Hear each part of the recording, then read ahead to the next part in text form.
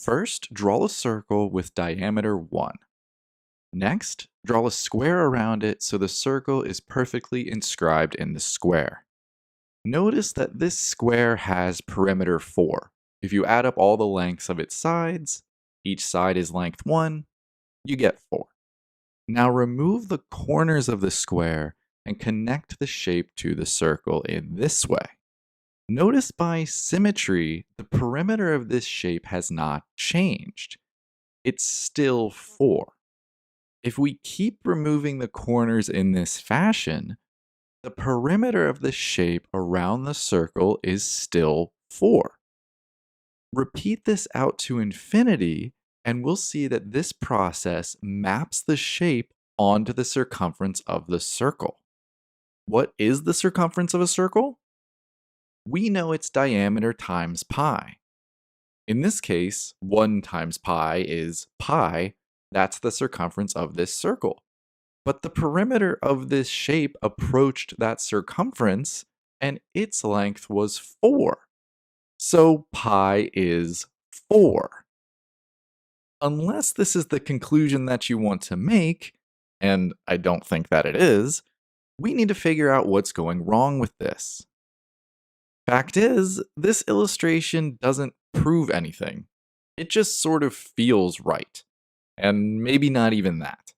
To mathematically justify this, let's look at a similar version of the problem. Draw a unit square and its diagonal. Let's use a similar process to try to figure out what the length of this diagonal is.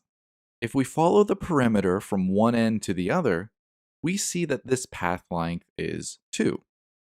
Cut out the upper corner of this region and travel the perimeter again, we'll see that this again is path length 2. Repeat over and over out to infinity, the length of the path is still 2.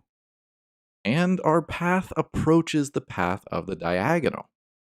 So should we conclude that the length of this diagonal is 2?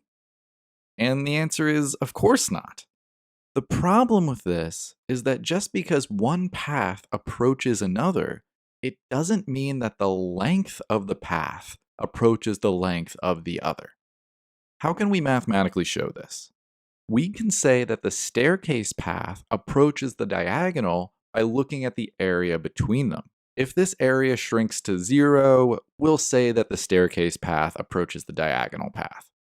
Let n be the number of iterations in this process. So when n equals 1, we have one step making a triangle with base 1 and height 1. When n equals 2, we'll have 2 steps with base 1/2 and height 1/2. So for a general n times 1/2 times 1 over n times 1 over n, we have n triangles, each with area 1/2 base times height. In other words, the area of the nth iteration of our process is 1 over 2n. And we can see this area shrink to 0 by taking the limit out to infinity. Thus, we conclude that the staircase path does indeed approach the diagonal path.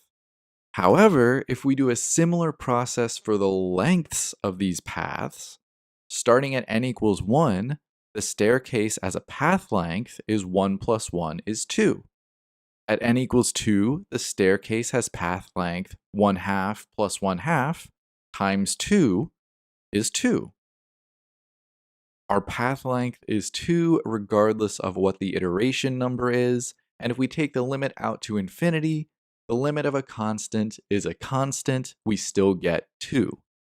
But we know the true length of this diagonal by the Pythagorean theorem. Just say 1 squared plus 1 squared equals the diagonal's length squared. The diagonal's length is square root of 2, which is different from the path length of our staircase. One path approaching another does not mean that the path lengths are equal. And this logic exposes the fallacy that pi equals 4. I think it's great that you love learning through video, but the best way to learn is by doing it yourself. And you can do just that with the sponsor of today's video, Brilliant. If you don't already know, Brilliant is a fun and interactive way to learn real problem-solving skills and deeply understand math and science. There's courses for all ability and knowledge levels, so you'll definitely find something that interests you. Personally, I've really been enjoying their logic course. I feel like it's helping to keep me sharp, and there's some really fun puzzles in there. You can get started for free with Brilliant's interactive lessons by clicking the link in the description. Plus, the first 200 people to click will also get 20% off an annual membership. And if you thought this paradox was fun, you'll especially like this one. Click the video on the screen to check it out. I'll see you in that one.